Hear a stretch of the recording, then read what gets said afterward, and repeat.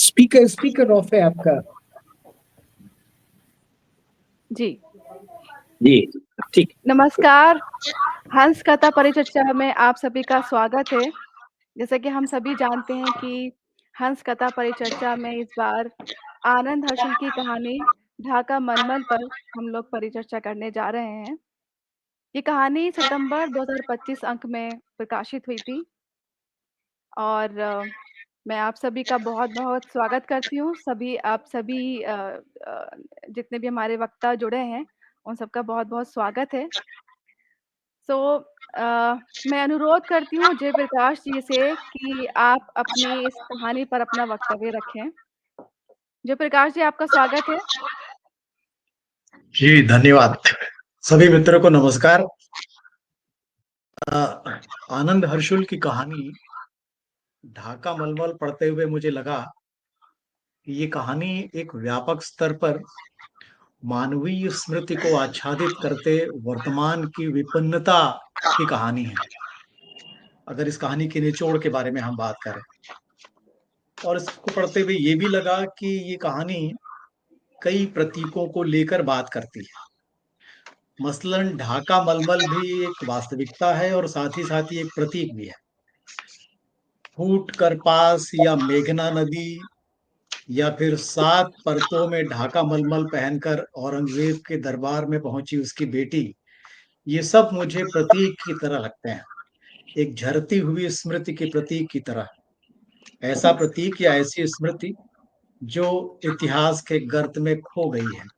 एक व्यापक पैमाने पर कहानी यही कहती है, और इसलिए कहानी ये भी सूचित करती है कि स्मृतियों का कोई विकल्प नहीं है।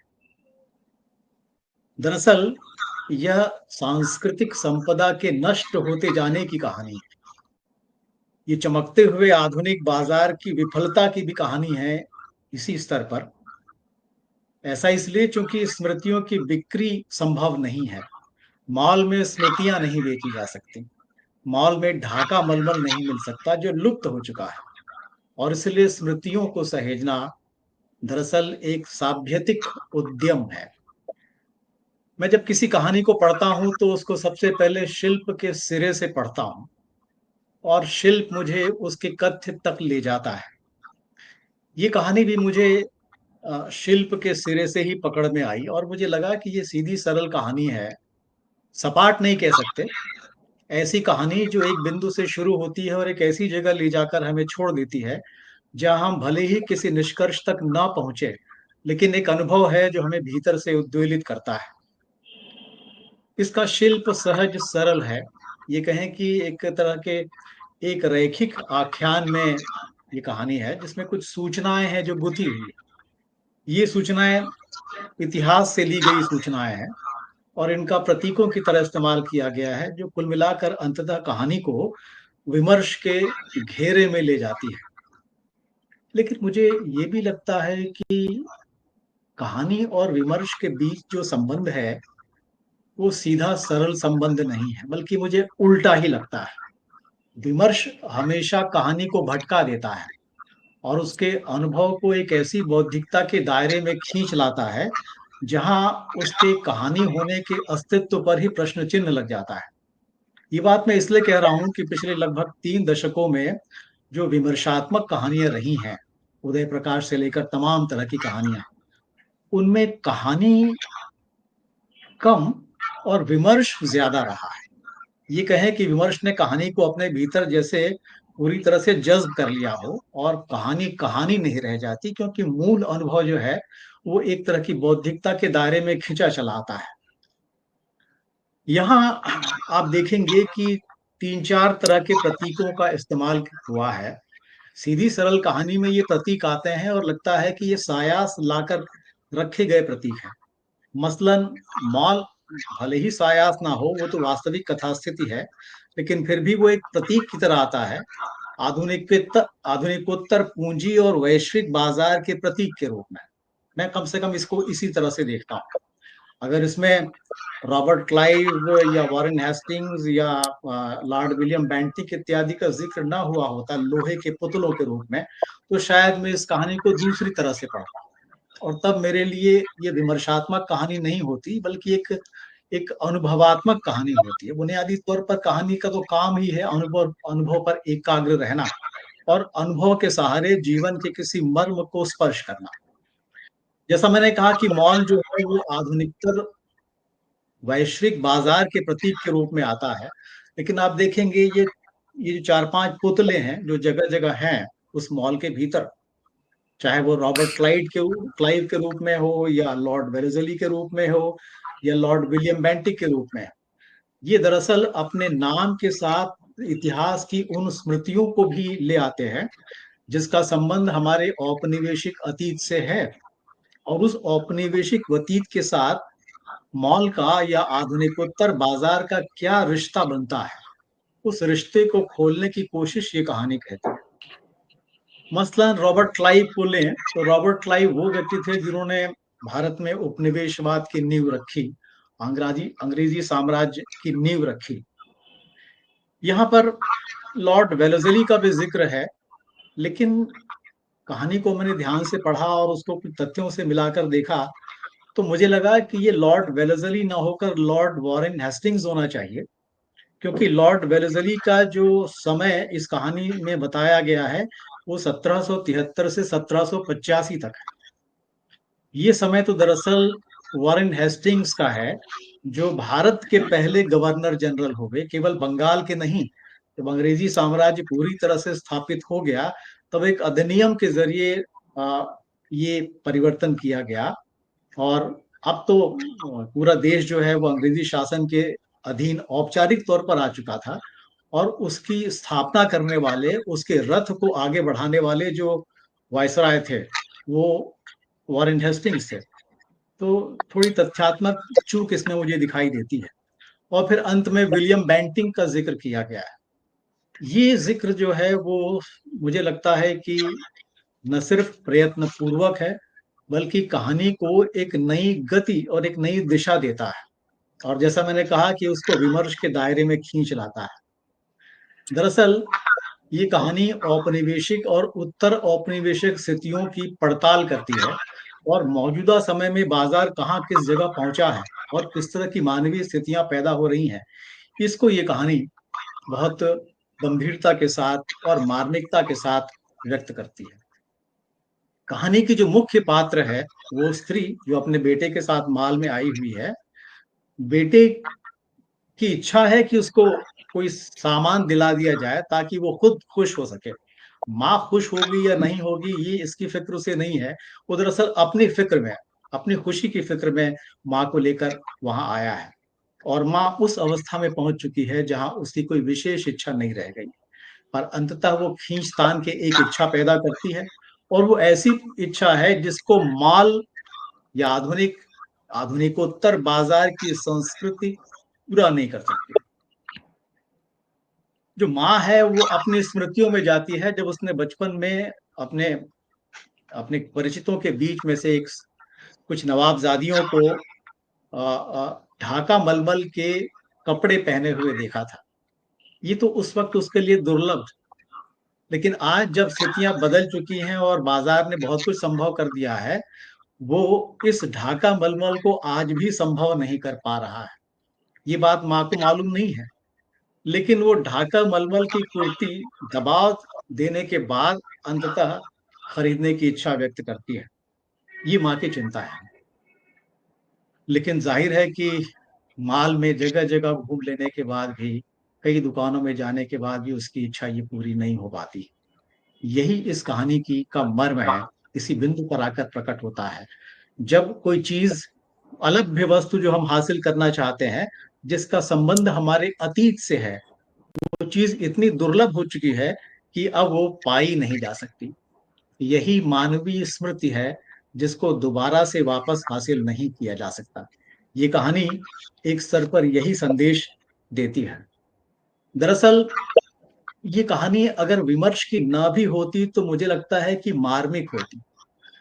अगर इसमें लॉर्ड विलियम बेंटिक या लॉर्ड हार्डिंग्स इत्यादि का ज़िक्र ना भी होता तो एक अन्य स्तर पर ये कहानी लगभग वही मर्म पैदा करती जो विमर्शात्मक होने के बाद इन किरदारों का जिक्र होने के बाद उसने किया है।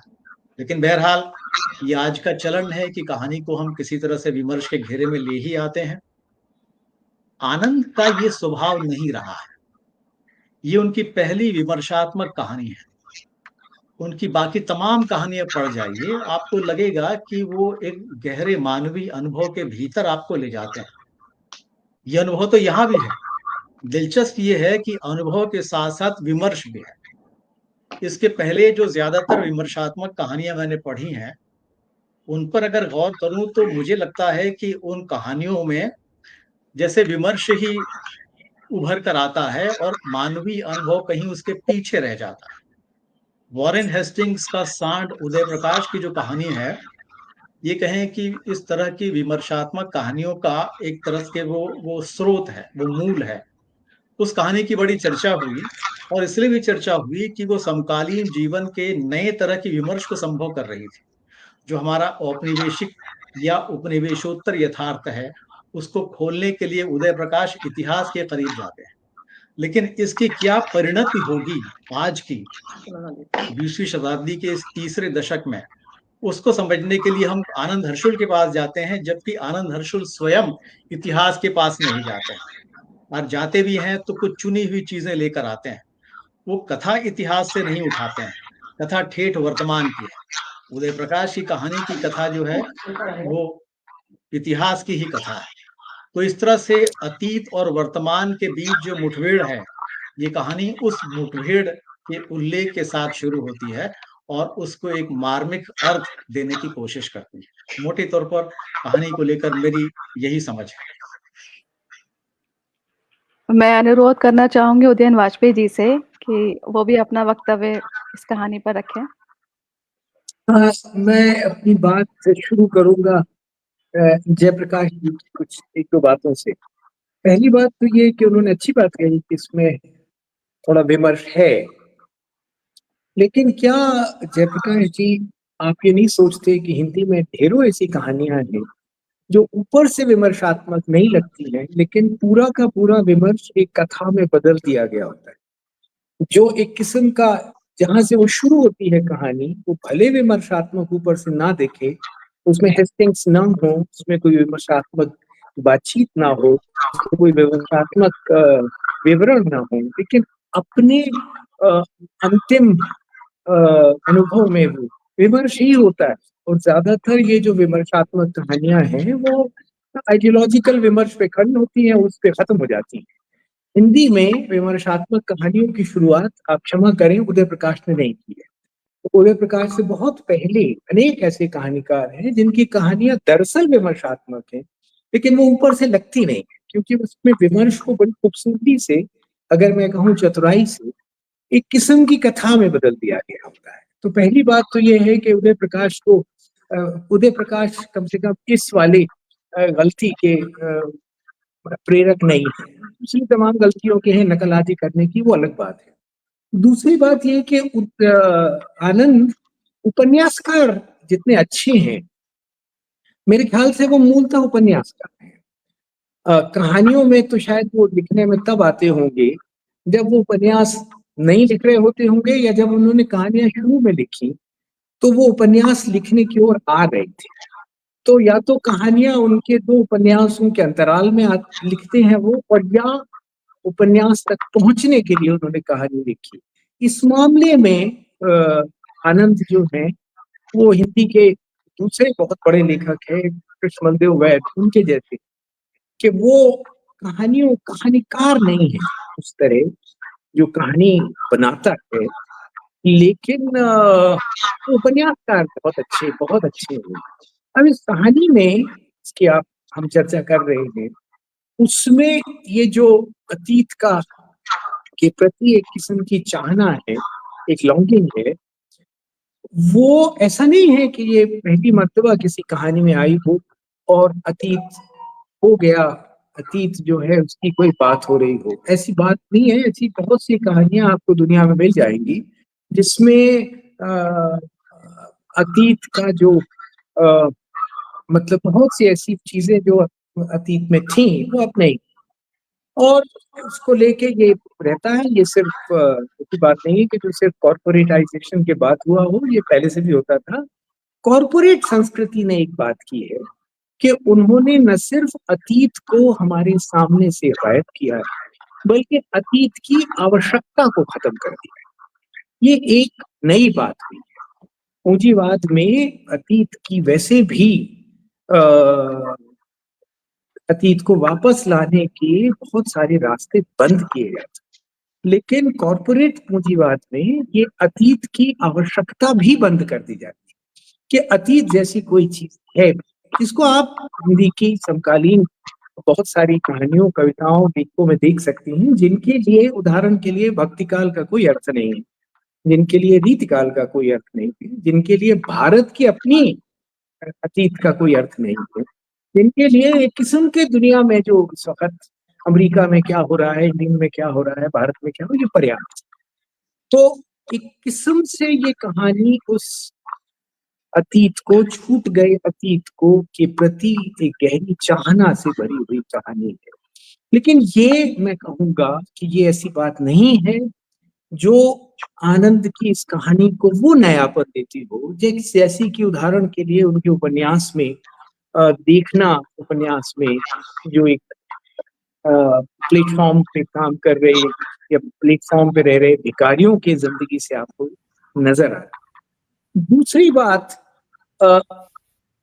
ये जो आपने बहुत अच्छी बात कही कि जो तीनों लॉर्ड्स है, 3-4 लॉर्ड्स जिसमें आते हैं, हालांकि उसको इन कहानियों में लोहे का बताया है कि वो ऐसे हैं हमारे जीवन में असर डालने वाले, जिनका प्रभाव लोहे जैसा, लेकिन फिर भी इसमें एक फैलेसी है, इसमें एक दोष है, और दोष ये कि हम पूरी तरह भी उपनिवेशिक नहीं हो सके।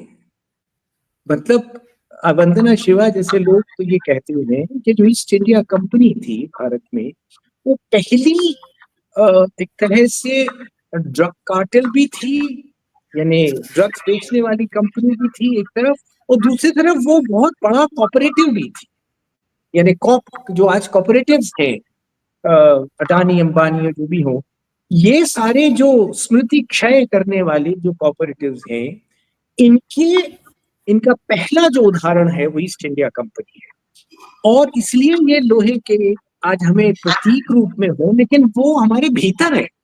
इसको कैसे दिखाया जाएगा, ये एक बात, ये प्रश्न है कि लोहे का बनाने भर से कुछ आगे कुछ करना पड़ेगा, कहानी के शिल्प में कुछ ऐसा करना होगा जिससे ये जो हमारे दिमाग का उपनिवेशीकरण है वो बहुत साफ साफ नजर आए कि वो रोजमर्रा के जीवन में ये लोग शामिल हैं। आपने ठीक कहा कि इसका शिल्प अपेक्षाकृत सादा, लेकिन आनंद की फिर से ताकत शिल्प से अधिक भाषा है। आनंद एक किस्म की एक सस्टेन्ड, एक ठहरी हुई, एक धीमी लय में बहती हुई भाषा में कहानी लिखते हैं। मैं उनके कथानक की बात नहीं कर रहा हूं, उनका इस कहानी में कथानक से कहीं अधिक मजबूत उनकी भाषा, और ये एक हिंदी में एक बड़ी बात है। क्योंकि प्रेमचंद जी जब कहानी लिख रहे थे, और जिस तरह की कहानी पढ़ना हमें उनकी कहानियां पढ़ के आया है, या ज्यादातर पाठकों को आया है, तो ये है कि मानो भाषा घटनाओं को बताने का माध्यम है, भाषा स्वयं अपने में कुछ नहीं। इसीलिए हिंदी में संप्रेषण की बात बहुत होती है। मैं बिल्कुल, जो कि एक अलग विषय, एक अलग चर्चा का विषय हो सकता है आपके साथ या किसी आप जैसे प्रबुद्ध व्यक्ति के साथ, कि साहित्य संप्रेषण करने में असमर्थ है। साहित्य इवोक करता है, आह्वान करता है, आपके भीतर की नैतिक दृष्टि या कल्पना दृष्टि को जागृत करता है। संप्रेषण करना अखबारों का काम है, खैर वो हम छोड़ दें। लेकिन हिंदी में अगर संप्रेषण पर इतना जोर दिया जाता रहा है, तो उसका कारण है कि हम भाषा को माध्यम मानने वाले संस्कृति बन गए। मैं बिल्कुल नहीं समझता कि साहित्य में भाषा महज माध्यम होती है। आप जिसको साहित्य शब्द जहां से आया है, मम्मट ने या उनके पहले भी भामा वगैरह ने जो इस्तेमाल किए हैं इस परंपरा में, उन्होंने कहा शब्दार्थौ सहितौ काव्यम। शब्द और अर्थ दोनों जब साथ आते हैं तब साहित्य, साहित्य का अर्थ ही है अर्थ और शब्द का सहित होना, दे आर कमिंग टुगेदर। ये हिंदी में दुर्भाग्य से हमने अर्थ प्रधान साहित्य को साहित्य मात्र मान रखा। कम से कम आनंद उन कहानीकारों में है जिनके पहले निर्मल वर्मा थे, जिनके साथ कृष्ण बलदेव वैद थे। ये वो कहानीकार हैं जिन्होंने हिंदी को ये याद दिलाया, इस संस्कृति को, कि भाषा में साहित्य होता है और शब्द मूंगफली के दाने जैसे नहीं होते जिनको आपने तोड़ लिया और अर्थ नाम का एक जो उसमें से बीज निकल आया वो खा लिया। शब्द में साहित्य में भाषा अर्थ के उत्पन्न होने के, एक अर्थ के उत्पन्न होने के बाद भी बचा रहता है, वो शब्द विलुप्त नहीं होता। इसीलिए कहानी को बार बार पढ़ने पर आपको बार बार वो अर्थ अनुभव होते। तो आनंद का कि इस कहानी का, जिसका कथानक मेरी नजर में अनेक हिस्सों में क्लीशे, लेकिन फिर भी इस कहानी में जो कि आनंद के समूचे साहित्य का योगदान है हिंदी को, वो ये है कि वो हिंदी के पाठकों को ये बार बार याद दिलाते हैं अपने कृतित्व से कि साहित्य शब्द और अर्थ दोनों के संयोग से बनता है। ये केवल अर्थ पर टिका हुआ कोई अनुभव नहीं। पहली बात। पहली, दूसरी मुझे मालूम नहीं कौन सी। फिर ऐसी बहुत सी कहानियां हैं दुनिया में, मिलान कुंदेरा इसके बहुत बड़े उदाहरण हैं, जहां विमर्श को इतनी सुंदरता से, दार्शनिक विमर्श को इतनी सुंदरता से कहानी में गूंथा जाता है कि आप उस विमर्श को या दार्शनिक चिंतन को उस कहानी से अलगा नहीं सकते हैं। यानी आप मिलान कुंदेरा ने जो अपने उपन्यासों में लिखा है, जो चिंतनात्मक उसके हिस्से, आप उसको मिलान कुंदेरा के उपन्यास या कहानी के कथानक से अलग नहीं कर सकते। उसमें पिरोए हुए उदय प्रकाश जैसे लेखकों की समस्या ये है कि वो नहीं पिरो पाते। ये उनकी अक्षमता, ये विमर्श की कमजोरी नहीं है। एक ऐसी कहानी आपने स्वयं बहुत पढ़ी होंगी, आप इतने पढ़े लिखे व्यक्ति स्वयं हैं, आप सभी, तो आप जानते होंगे कि ऐसी अनेक कहानियां, टॉमस मान की कहानियों में ऐसी बहुत से जगह हैं जहां टॉमस मान लो ये भूल जाते हैं कि वो किस्सा कह रहे थे, लेकिन फिर भी उस किस्से में इतनी खूबसूरती से उस दार्शनिक चिंतन को, विमर्श को आप कह रहे हैं, गूंथा जाता है कि वो अलगाया जाना असंभव है उसको। ये इस कहानी में किस हद तक हुआ है, किसी हद तक हुआ है, लेकिन किसी हद तक नहीं भी हो पाया है। लेकिन मैं विमर्श को कहानी के भीतर, अगर वो कहानी की शर्तों पे आता है, लाने में मैं बिल्कुल हर्ज नहीं मानता, बल्कि मैं इसको हर्ज मानता हूं कि आप विमर्श का बड़ी चतुराई से किसी एक कथात्मक घटना में रूपांतरण कर दें और उसके बाद उसको विमर्श छुप जाए और आप कहानी को सामने रख लें। आज हिंदी सिनेमा में एक उदाहरण मैं आपको बता रहा हूं, ज्यादातर जो फिल्में बनती हैं उनमें सीधे सीधे राष्ट्रवाद की जय जयकार नहीं होती, लेकिन वो कथा में गूंथे जाते और हम कहानी को देखते समय हमें लगता है कि हाँ, ये जो अभिनेता है, जिसमें शाहरुख खान या जो भी हो, वो जो लड़ रहे हैं किसी पाकिस्तानी सेना के लोगों से या किसी से, ये तो ठीक ही कर रहे हैं। जबकि हम भूल जाते हैं कि यहाँ राष्ट्रवाद, जिसका अर्थ है अपने देश से प्रेम, दूसरे के से नफरत के सहारे करना, ये बात बड़ी सुंदरता से गूंथ दी गई उसमें। तो आज जो बहुत बड़ा चैलेंज है वो ये है कि कहानी, एक तो भाषा जो कि आनंद ने अपनी एक तरह से विकसित की है। ये आनंद की भाषा में एक तरह से बड़ा सुंदर सा सांगीतिक दोहराव होता है। वो एक किसी वाक्य पे दोबारा आ जाते हैं, उसको कुछ नए तरह से खोलते हैं, फिर उस पे दोबारा आते हैं, फिर नए तरह से खोलते हैं। लेकिन और अगर ये और सुंदर ढंग से इस दार्शनिक जो अतीत के पीछे छूट जाने की या अतीत को एक तरह से उसके मोह मात्र को ही अप्रासंगिक बनाने की जो चेष्टा है, अगर उसको ज्यादा सुंदर ढंग से स्वयं विमर्श में ही सही रख सके होते, तो ये कहानी एक दूसरे ही स्तर की वैसे ही हो जाती जैसे आनंद के का पहला उपन्यास है, दूसरा है, तीसरा है, और अभी जो चौथा उन्होंने लिखा जिसका एक अंश हमने समास में छापा था, उसमें ये सामर्थ्य आनंद में है। लेकिन मुझे ऐसा लगा कि वो ढाका की मलमल का जो रूपक है, उस रूपक में मतलब ढाका की मलमल जितनी उसकी वो चरित्र की माँ को जरूरत थी, लगभग उतनी जरूरत आनंद ने अपने लिए भी बना ली। और इसलिए उस कहानी में जो जितनी चमक उनकी भाषा पैदा करती है, वो कथानक नहीं कर पा रहा है। और चूंकि और ये और भी एक बात है कि ये हमें समझना पड़ेगा, जो कि चीज इस कहानी से निकल के आती, कि बाजार आपकी जरूरतें पूरी करने नहीं है, बाजार आपको लालच देने के। आप वहां अपनी आवश्यकता की ढाका की मलमल ही नहीं, एक वो पेन जिससे आप लिखना चाहते हैं वो भी नहीं मिलेगा आपको, वही ठीक वही पेन जो आप लिखना चाहते हैं, क्योंकि बाजार मूलतः अपने उपभोक्ता को फ्रस्ट्रेट करने के लिए बना है, ताकि आप एक स्तर पर जो भी उपलब्ध है उसे अपनी आवश्यकता मान लें, और दूसरे स्तर पर आप ये मानना शुरू करें कि जो मैं चाहता हूं वो पूरा हो ही नहीं सकता।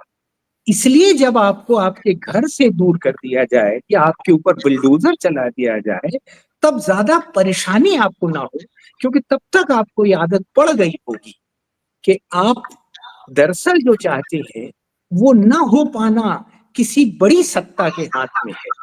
इसलिए एक तरह से आनंद ने इस कहानी में ये भी बता दिया कि बाजार जो जरूरत उसको है, ये नहीं कि वो कोई पुरानी ढाका की मलमल में बात इतनी नहीं, उसको जो भी चीज की जरूरत है वो उसको नहीं मिलने वाली है, क्योंकि बाजार का जो स्वरूप है वो है ही, वो आपके लालच को उद्घाटित करता है, आपकी आवश्यकता को पूरा नहीं करता। धन्यवाद।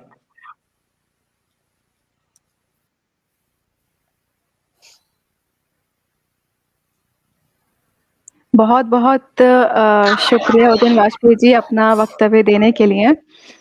मैं अनुरोध करती हूँ सूर्यनाथ जी से कि वह भी इस कहानी पर अपना वक्तव्य रखें। मुझे माफ करेंगे, मेरी एक मीटिंग है, मुझे भागना होगा जी। बहुत बहुत धन्यवाद। नमस्कार सभी को। मेरी आवाज साथ आ रही है ना? मैंने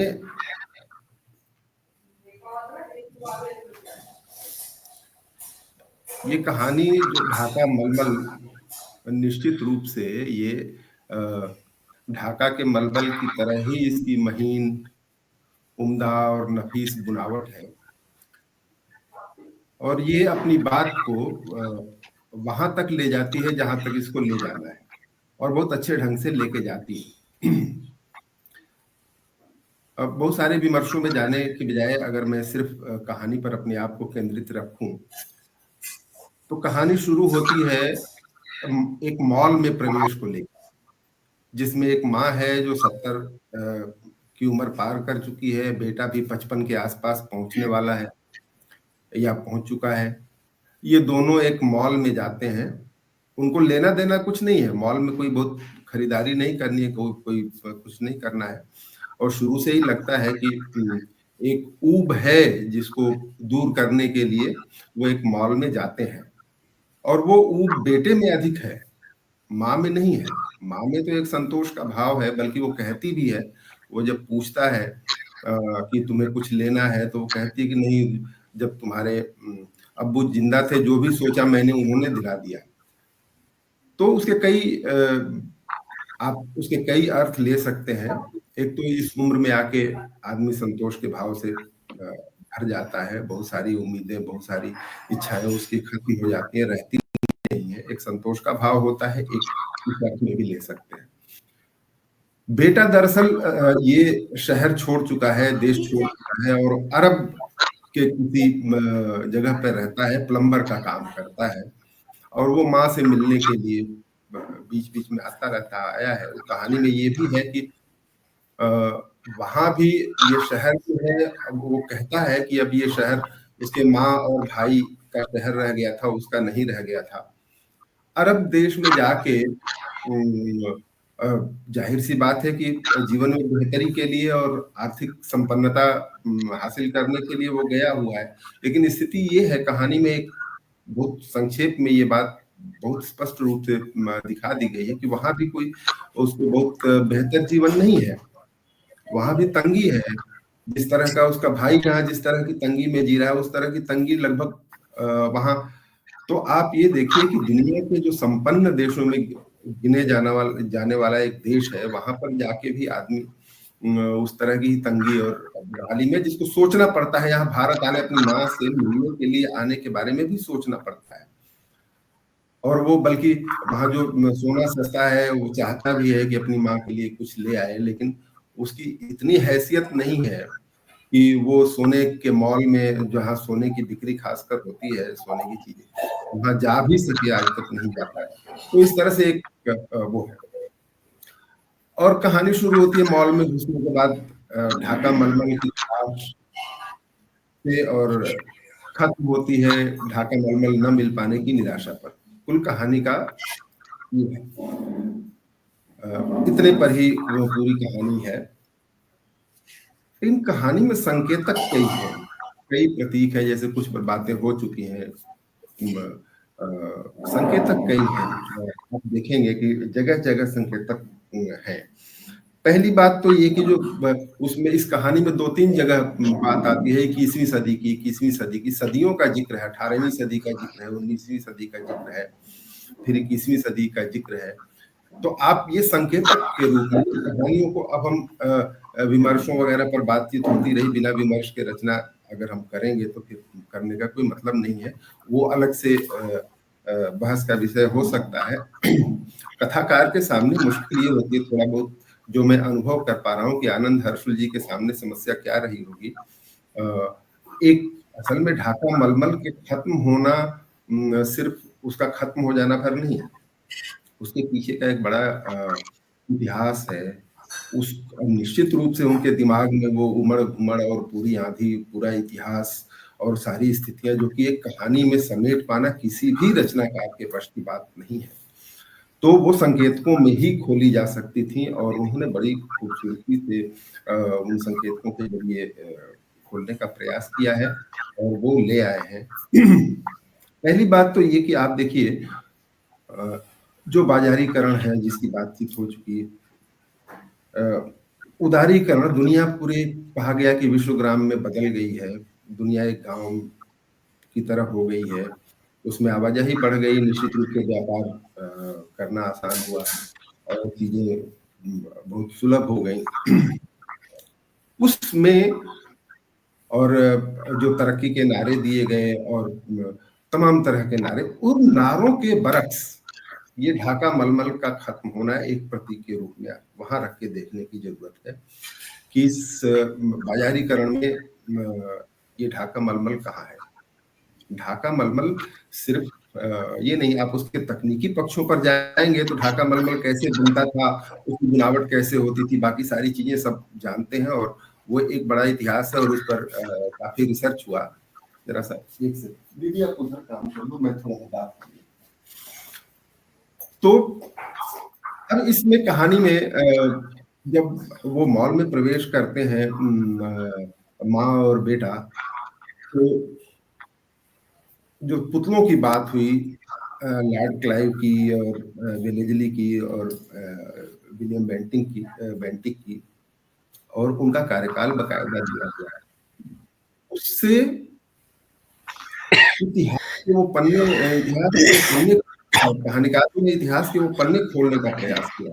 आप देखें कि ईस्ट इंडिया कंपनी आती, उन्होंने जब लॉर्ड क्लाइव की बात की है तो एक लाइन में ये बात कही गई है कि ये भारत में ब्रिटिश राज स्थापित करने के लिए आए थे।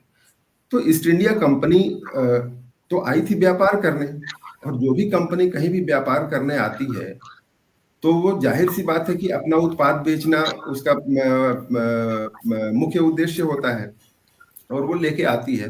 और आप ये भी देखें कि जब ईस्ट इंडिया कंपनी आई तो सबसे अधिक जिस उद्योग पर हमला हुआ हमारे यहाँ, वो क्या है?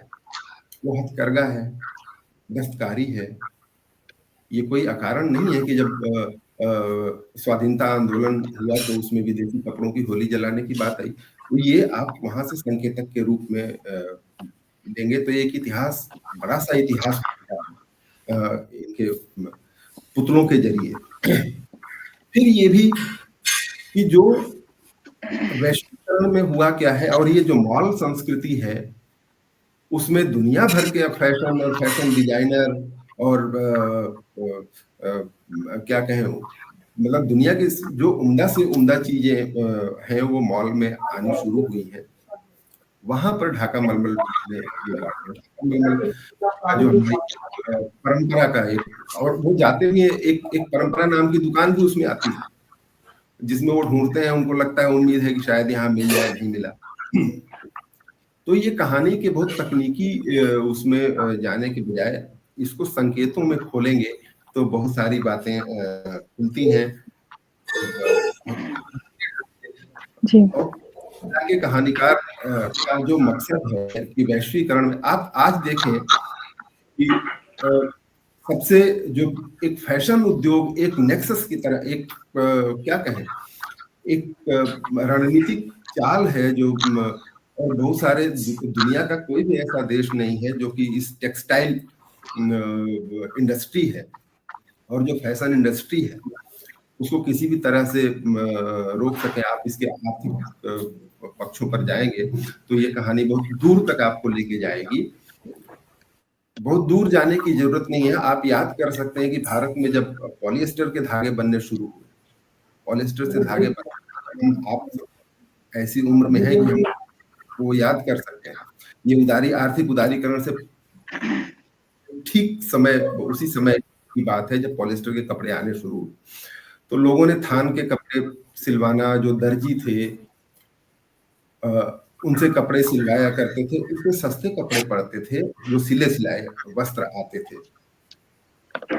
200 रुपए की शर्ट पहन लेना, आदमी 300 रुपए खर्च करने के लिए बहुत बढ़िया उम्दा किस्म की सिली सिलाई शर्ट पहन के निकल सकता था। क्रांति सी थी। हुआ क्या, उसके पीछे खाली ढाका मलमल नहीं, बहुत सारे जो बुनकर हैं, आप देखिए कि बहुत सारी कहानियां लिखी गई। अब्दुल बिस्मिल्लाह ने पूरा उपन्यास ही लिखा, झिनी झिनी बीनी चलती। तो जो बुनकर थे हमारे यहाँ, जो दस्तकार थे, जो हाथ से काम करने वाले लोग थे, उनका क्या हुआ, ये कहानी आपको थोड़ा पीछे ले जाती है और उनकी तलाश करना शुरू करते थे। इंडस्ट्रियलाइजेशन ने क्या किया, औद्योगिकरण ने पूंजीवाद का जो एक नया व्यूह रचना, उसमें और कुछ नहीं हुआ। हाथ से काम करने वाले लोगों का, या इस तरह से जो परंपरा से जो हुनर, जो कौशल उन्होंने अर्जित किया था, उस पर प्रहार किया और खत्म किया। तो ढाका मलमल को उन प्रतीकों के रूप में भी देखने की जरूरत है। इसके पीछे बहुत सारे जो स्याह पक्ष हैं उसको देखने की जरूरत है। और समय बहुत हो रहा है, बोलने का बहुत कुछ। अंत में थोड़ी सी बात मैं कहना चाहता हूँ, कुछ नोट्स लिखे थे मैंने, आनंद जी को भी मेल किया है और विवेक जी को भी, विस्तार से बातें समझ सकते हैं।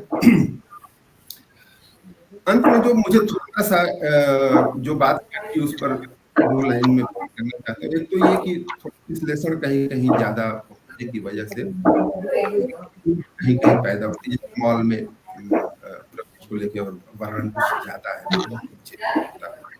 दूसरी बात, अंत में जो ढाका मलमल के खत्म होने का इतिहास बताने की कोशिश की गई है, उसकी आवश्यकता शायद नहीं थी। इसलिए लगता है कि सिर्फ कहानी के जो बाकी जो उसका जो फैलाव है, जो दूर तक ले जाती है कहानी, वो हमको फिर केंद्रित कर देती खाली ढाका मलमल के। ये मेरी अपनी निजी मतलब व्यक्तिगत एक पाठक के तौर पर जो राय है, वो मैं कह रहा हूँ कि वो अंत नहीं होना चाहिए। अंत में उसका जो विस्तार इतिहास, और निश्चित रूप से आनंद जी के लिए और इस पर उन्होंने और निश्चित रूप से ये उपन्यास का विषय कहानी में रखने के लायक था। बहुत बहुत बधाई आनंद जी को, और बहुत बहुत धन्यवाद जो आपने हमें अपनी बात कहने का मौका दिया। बहुत शुक्रिया सर अपना वक्तव्य देने के लिए इस कहानी पर। इसी पर मैं नीलेश रघुवंशी जी से अनुरोध करूंगी कि वो अपनी इस कहानी पर अपना वक्तव्य रखें। बहुत बहुत शुक्रिया नाजरीन और हंस दोनों, और आनंद जी को बहुत बधाई ढाका मलमल को याद दिलाने के लिए कि हमारी स्मृतियों को उन्होंने ताज़ा किया, कि ढाका मलमल हमारे जीवन में फिर से आ गया। और अभी बहुत अच्छे वक्तव्य, 3 वक्तव्य हम सुन चुके हैं। जयप्रकाश जी ने बहुत अच्छी शुरुआत की, उदयन जी भी बोले, और सुना सिंह जी की जो सारा उन्होंने, मतलब मैं कहती हूँ कहानी का जो निचोड़ था वो आ चुका है। और तो मैं बहुत जो बातें कही जा चुकी हैं उनको बहुत बेहतर ढंग से उन्होंने सबने कह दिया, तो मैं उनको दोहराती नहीं हूँ। मुझे तो सबसे ज्यादा जो कहानी की जो खूबसूरती मुझे लगी है कि एक तो ढाका मलमल धागे के बहाने हमारी स्मृति में बहुत सारे मानवीय संबंध और सांस्कृतिक संबंध और राजनीतिक संबंध जो कि एक स्मृति में बंद स्मृति हो चुके थे, वो ढाका मलमल की तरह उन्होंने हमें एक तरह से स्मृतियों को जीवित कर दिया। और दूसरी बात मुझे जो लगती है, आनंद जी ने जो कहानी का जिनका जो ट्रीटमेंट है, कहानी को जिस ढंग से उन्होंने बुना है, वो मुझे बहुत खूबसूरत लगा। वो बिल्कुल एकदम महीनता से ढाका मलमल की तरह ही कहानी के शिल्प कह लें या तथ्य कह लें, उसको उन्होंने बुना गया है। जो ढाका मलमल की जो महीनता है, और वही जो है मानवीय संबंध, माँ और बेटे का जो संबंध है, माँ और बेटे के संबंध को जिस ढंग से बचाने की कोशिश है, और जितना प्रेम माँ और बेटे, मतलब माँ तो प्रेम करती है, लेकिन बेटे की जो संवेदनशीलता, जो सेंसिटिविटी अपने माँ के प्रति है, वो बहुत अद्भुत है। और उसको देख के, और आज के समय में जिस ढंग से वो मॉल में जा रहे हैं, जिस ढंग से चीजें बहुत तेजी से बदलती जा रही हैं, लोहे के बुत हैं और वो हमसे हंसते हुए बात कर रहे हैं, एक भ्रम हमारे भीतर पैदा करते हैं, तो कहीं ना कहीं एक टीस या एक संशय भी जन्म लेता है कि ये जो माँ और बेटे का ये जो संबंध है, कहीं ये ढाका मलमल की तरह ना हो जाए, जिसको लेके के इन्होंने बहुत सुंदर ढंग से उसको सहेजा है।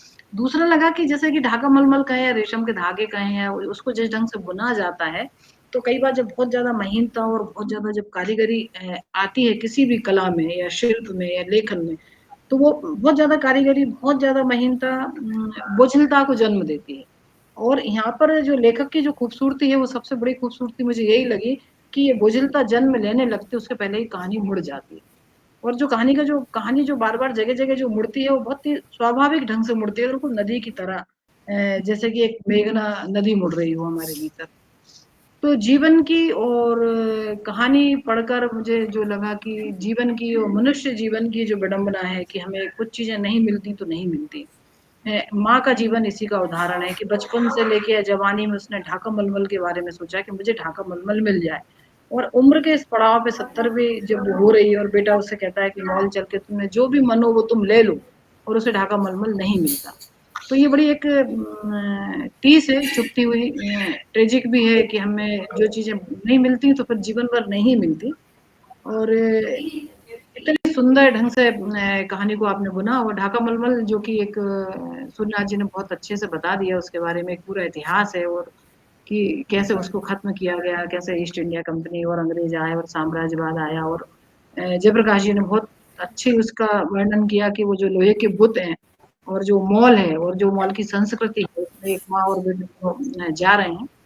तो ये समय भी कम है और बहुत सारी बातें हो चुकी हैं, तो कहानी को पढ़कर मुझे 2-4 बातें लगी, और मैं इसके लिए आनंद जी को बधाई भी देती हूँ इतनी अच्छी कहानी के लिए। और खासकर मतलब जिस ढंग से ढाका मलमल की तरह जो उसको बुना गया है, और माँ और बेटे के जो संबंध है, और माँ का पहली बार जो मॉल में जाना है, तो रशीद जहाँ की कहानी है दिल्ली की सैर, तो इसको पढ़ते हुए मुझे वो कहानी की भी याद आई कि पहली बार वो एक औरत दिल्ली जाती है तो वो दिल्ली की सैर उसको कैसा अनुभव देती है। तो माँ जो कि पहली बार मॉल में आई है, तो मॉल का भी वर्णन है, पूंजीवाद भी है और बाजार भी है, और वो सारे लोग कह ही चुके हैं कि बाजार, उदयन जी ने कहा है कि बाजार हमें ललचाता है, हमारी जरूरतें पूरी नहीं करता।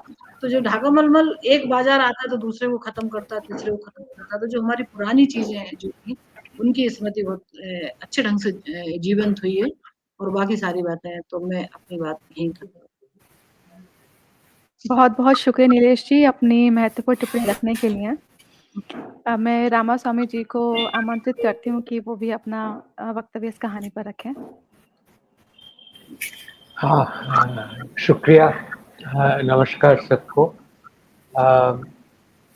मेरे दिमाग में कई कुछ जो बातें थी पहले के स्पीकरों ने वो बता दिया है बहुत अच्छे ढंग से।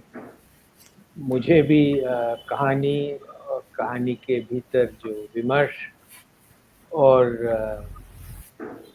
भाषा एवं स्वर बहुत पसंद आया, और खास करके एक बांग्लादेश के लेखक, उनका नाम शाहदुज़्ज़मान, वो इंग्लैंड में रहते हैं और बांग्ला में लिखते हैं। तो वो उस देश के कई पुरस्कार भी जीत चुके हैं, काफ़ी जाने माने। उनके कुछ कहानी मैंने अनुवाद किया इंग्लिश में, और एक कहानी खासकर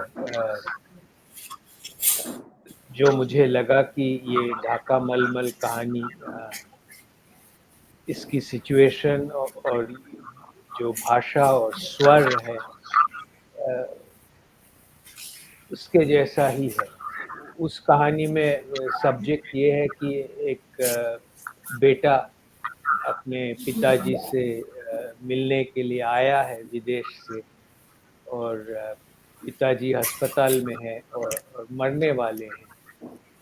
वो मैकेनिकली उनका जीवन प्रोलॉन्ग किया जा रहा है, मगर वो, और उसके पीछे खर्च भी है काफ़ी, मगर बेटा नहीं चाहता है अपने पिताजी को खोने, वो उसको जीवित देखना चाहता है। और उस कहानी के दौरान अपने पिताजी के अतीत में कुछ घटनाएं, बेटा अपने पिताजी के अतीत के कुछ घटनाओं के बारे में सोचता है, और वो भी कहानी में आता है। तो मगर कुछ सवाल थे मेरे दिमाग में लेखक को पूछने के लिए, तो अगर मैं पूछ सकता हूँ आनंद साहब। पूछिए। अच्छा, ये ढाका मलमल के तलाश में ढाका के एक मॉल में माँ बेटा ढूंढ रहे हैं, ये सिचुएशन आपके दिमाग में आई कैसे? इस पर एक कहानी लिखने की आइडिया।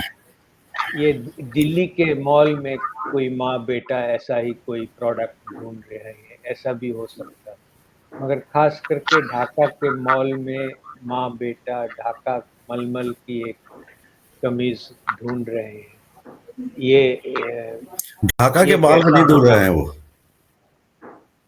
हेलो, हाँ, मैं बोलूं? वो ढाका के माल में नहीं ढूंढ रहे हैं, आपने तो गलत जगह ले गए हैं।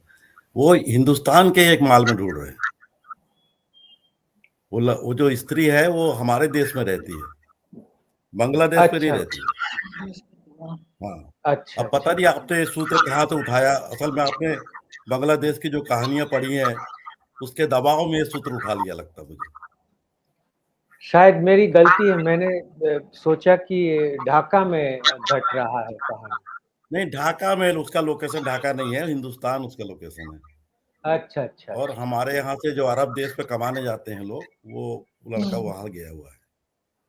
और ये जो माल है भोपाल का एक माल है जिसमें मैं और मेरी बेटी और मेरी पत्नी घूमने गए थे, और हमने उस स्त्री को और उसको देखा। तो पर मैंने उस स्त्री से कोई बात नहीं की कि मुझे लगता है कि जब यथार्थ के बहुत करीब आप जाते हो तो कल्पना दूषित हो जाती है। तो मैं अपनी अच्छा। कल्पना को दूषित नहीं करना चाहता था। मैंने स्त्री से कोई बात नहीं की। वो एक दृश्य भर था जिसमें वो स्त्री और वो उसका बेटा मुझे दिखे एक सलवार सूट की दुकान में, जिसमें हम भी गए हुए थे। बस ये इतना ही था, उनका देखना इतना ही था, बाकी सब कल्पना है उस कहानी में। और कहानियां हमेशा झूठ होती हैं, वो कल्पना का सबसे अधिक सहारा लेती है। यथार्थ एकदम ठेठ यथार्थ अच्छी कहानी नहीं रच नहीं सकती कभी। ये ऐसा मैं मानता हूँ, जरूरी नहीं दूसरे लेखक भी माने। और कुछ पूछना बताइए। नहीं आनंद जी, उसमें एक बात और बहुत अच्छी लगी मुझे कि जो दुकानों के जो नाम दिए हैं आपने, परंपरा, सभ्यता, वो आपके डीबी मॉल का नाम है। बिल्कुल बिल्कुल। नहीं आप अपन उसको उस ढंग से ले रहे हैं कि डीबी मॉल के नाम, हमने ये नहीं सोचा, लेकिन मतलब कहानी में जो आप कहना चाहते किसी भी हैं माल में मिल जाएगा। तो कि आजकल जो ब्रांड हो गए हैं तो वो ब्रांड तो हर माल में मिलते हैं। तो सभ्यता हमारे रायपुर में भी है, आपके यहाँ भी है, पर मैं देखा मैं दूसरी बात कह रही हूँ। मैं कह रही हूँ जो नाम है, जैसे अगर हम परंपरा नाम के मॉल में जाएंगे तो जरूरी नहीं कि हमें वहाँ परंपरा की चीजें मिली जाए। हम सभ्यता नाम की दुकान पर जाएंगे तो जरूरी नहीं कि उसका नाम रखा इसलिए गया है, इसीलिए ठेठ है नाम ना, रखे वो गए एक हैं जिससे अट्रैक्शन के लिए, एक बरगलाने के लिए, एक बाजार, एक आकर्षण जो पैदा करता है, वो बहुत सुंदर तरीके से आप कहानी में वो सारी चीजें आई हैं। वो हमको उसको समझने और पकड़ने की जरूरत है कि हम अब ये लेखक ये नहीं कहेगा ना कि ये टैग था परंपरा और सभ्यता, मतलब ये कहना चाहता है कि सब जगह उन्होंने खंगाल लिया, लेकिन ढाका मलमल नहीं मिला तो नहीं मिला। तो ये जो ढाका मलमल की जो मैंने शुरू में भी कहा, परंपरा नाम की दुकान हो चाहे सभ्यता नाम की दुकान, जी जी, मैं यही तो कहना कहानी चाह को रहा जिस था। तरह से बहुत सुंदर ढंग से बुना गया है, हम कहानी की बनावट पर अगर ध्यान दें कि ढाका मलमल की तरह ही वो कहानी का पूरा उसका ट्रीटमेंट जो है वो बिल्कुल ढाका मलमल की तरह ट्रीटमेंट है। और वो जो स्मृति में चीजें बची हैं लेकिन वो जीवंत नहीं है, इसके एक बहुत बड़ा ये मतलब एक दुखद स्थिति है। और इसको पढ़ते हुए लगता है ना कि माँ और बेटे के कितने प्यारे संबंध हैं, कहीं जिस ढंग से हम पर आक्रमण हो रहे हैं या जिस ढंग को हम लगते हैं कहीं ये भी ढाका मलमल की तरह या ढाका मलमल में ना बदल जाए। तो ये मतलब नहीं, थोड़ा उसमें एक इशारा नीरज जी, उसमें हुआ ये है कि लड़का चला गया है दुबई, मतलब अरब देश में चला गया है, तो वो संबंध थोड़े प्रगाढ़ इसलिए भी हुए हैं कि दूरी बढ़ गई है। दूरी बढ़ गई है। हाँ, दूरी बढ़ गई इसलिए भी। देखिए आप एक छत के नीचे रहते हैं तो बहुत सारी चीजें गड़बड़ाती हैं उसमें। हाँ, कुछ माँ और से वो भी विरोध भी आपके आया हो है सकते तो हैं। पता नहीं अब कब आएगा लौट के, अब कब आएगा। हाँ, कब लौट के आएगा और माँ कब होगी, कब खरीदेगा, वो ऐसी चीजें हैं। जी जी। जयप्रकाश कुछ बोलना चाह रहे हैं? सर आप अनम्यूट करिए अपने आप को। सर माइक आपका म्यूट है। मैं ये कह रहा था कि रामास्वामी जी की बात अधूरी रह गई थी कि वो बात पूरी कर लें तो बेहतर होगा। नहीं, मैं ये गलतफहमी में था कि कहानी की लोकेशन ढाका है, मगर धन्यवाद करेक्शन के लिए। यही कहना चाहता था मैं कि कहानी, विमर्श, भाषा, स्वर सब मुझे बहुत पसंद आया। और मैं चाहता था कि ये बंगला में अनुवाद हो, और जवाब में है ना, मैं खुद कर सकता हूँ, मगर मेरा एक मित्र है, वो ढाका में रहता है, वो हिंदी से बंगला अनुवाद करता है और काफी जोशीला नौजवान है। तो उससे मैं गुजारिश करूंगा वो अगर कर सकता है, क्योंकि मेरे कुछ बांग्लादेशी जो लेखक हैं मेरे मित्र, उनके साथ मैं शेयर करना चाहता हूँ ये कहानी, और वो हिंदी नहीं पढ़ सकते हैं, तो या तो अंग्रेजी में या बांग्ला में उनको देना होगा ये। तो काफी दिलचस्पी है मुझे उनके साथ ये बांटने का। जी, बहुत बहुत शुक्रिया। सभी आमंत्रित वक्ताओं की महत्वपूर्ण टिप्पणियों के उपरांत अब मैं ढाका मलमल के कहानीकार के रचनाकार आनंद हर्षल जी को अपनी प्रतिक्रिया पर अपनी कहानी अपनी प्रतिक्रिया एवं कहानी की रचना बताने के लिए आमंत्रित करना चाहूँगी कि कहानी की रचना किस तरह से हुई? थोड़ा-सा उसके बारे में बताएँ। एक सूत्र तो मैंने उनके बात के जवाब में ही दे दिया है जी। कि जी, जी। कहानी की रचना जो उसका सूत्र बस इतना था कि वो माँ और बेटे मुझे एक मॉल में दिखे थे और मैंने उनसे कोई बातचीत भी नहीं की। मुझे लगता रहा कि मैं बात करूं, फिर मुझे लगा कि पता नहीं मैं पीछे हट गया। मुझे लगा मैं उनको उनके जो लय लय बनी हुई है आपस में उसको तोड़ दूंगा, तो मैंने उनसे कोई बात की नहीं।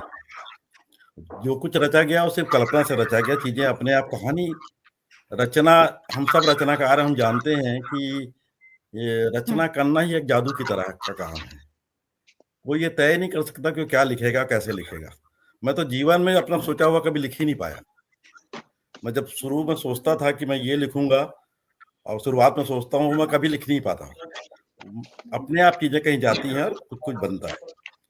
तो मुझे हमेशा, और ये उसमें मुझे मजा भी आता है कि ये खेल की तरह है कि जादू वो चल रहा है लगातार, जिसमें मेरा संतोष कहीं कहीं छिपा हुआ है। तो कहानी का बस इतना था कि मैंने जो कुछ है उसमें सब कल्पना ही है।